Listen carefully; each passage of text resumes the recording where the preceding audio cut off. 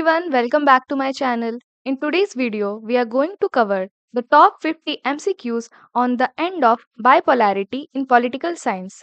For more, you can visit my website lawstudypoint.com. So let's start the video. The Second World countries refer to which group of nations? The Socialist Bloc countries led by the USSR. Which revolution in 1917 laid the foundation for the Soviet system? The Russian Bolshevik Revolution. What was the primary characteristic of the Soviet political system?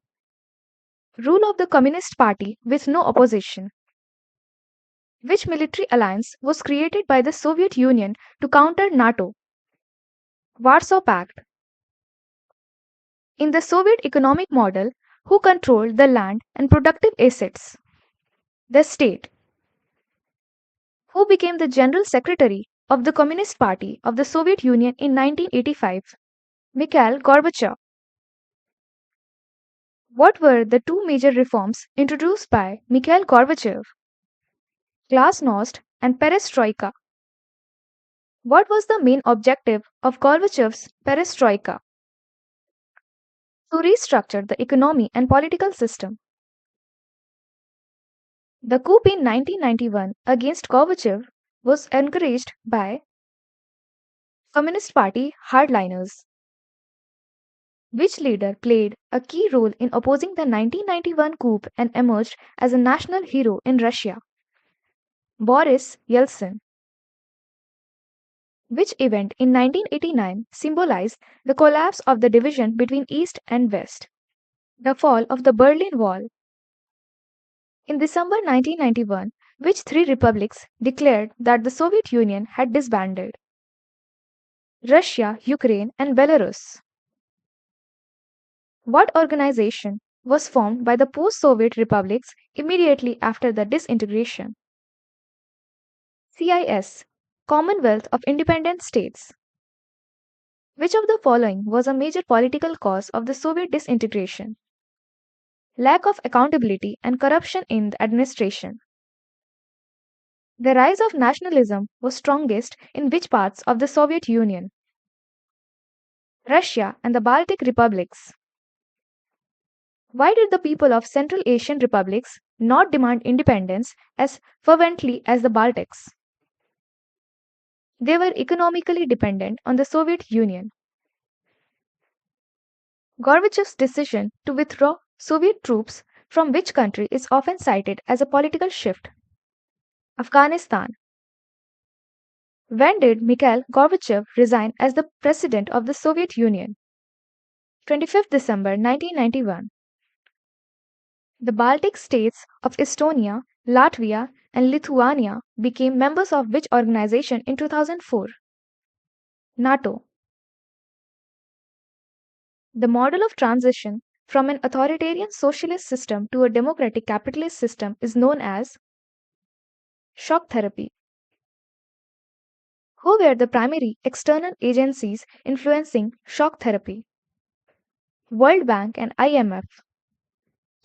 Which of the following was a key feature of shock therapy? Total privatization of state assets. What was the largest garage sale in history? The undervaluation and sale of Soviet industries to private individuals.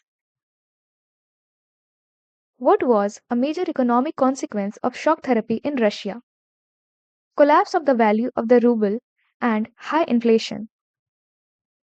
The collective farm system was replaced by what under shock therapy? Private farming. How did shock therapy affect the social welfare system of the USSR? It was systematically destroyed. The emergence of the mafia in post-Soviet Russia was linked to control of economic activities during the chaotic transition. The Constitution of Russia 1993 created a strong executive presidency. Why was this criticized? It led to authoritarianism as the parliament was weak. Which two republics of Russia witnessed violent secessionist movements? Chechnya and Dagestan. Tajikistan experienced a civil war that lasted for how many years? 10 years, from 1991 to 2001. The conflict of Nagorno-Karabakh is between which two countries? Armenia and Azerbaijan. Which country faced a movement demanding the expulsion of outsiders, leading to civil war? Georgia.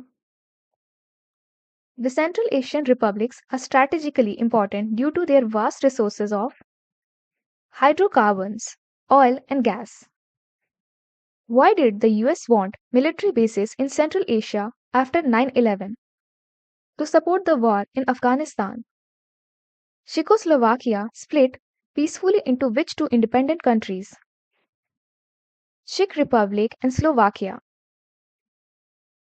The disintegration of Yugoslavia led to severe conflict and ethnic cleansing in Bosnia-Herzegovina.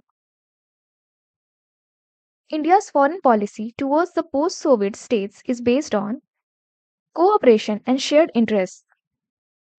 Which treaty signed in 1971 laid the foundation for strong Indo-Soviet ties? Indo-Soviet Treaty of Peace, Friendship and Cooperation. Why did Russia consider India an important partner in its vision of a multipolar world? Because both support collective security and negotiated settlements. India is the second largest market for Russia's arms and military hardware. Which of the following is a collaborative scientific project between India and Russia? Cryogenic rocket engines. How has Russia helped India regarding the Kashmir issue? By supporting India's position in the UN.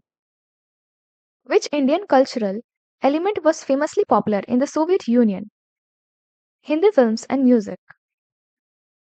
What benefits does India get from its relationship with Central Asian countries? Energy security and counter-terrorism cooperation.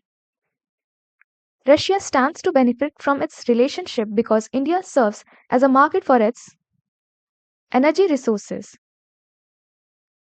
The end of the Cold War marked the beginning of a unipolar world dominated by the US. The transition from communism to capitalism in Eastern Europe was characterized by painful economic and social upheaval. Which currency lost its value significantly during the shock therapy in Russia? Ruble. The term near abroad in Russian foreign policy refers to the newly independent post-Soviet states. What role did the IMF play in the transition of post-communist countries? It enforced loans with conditions promoting capitalism. That's all for today. If you found this video helpful, don't forget to like, share and subscribe for more content like this. See you in the next video.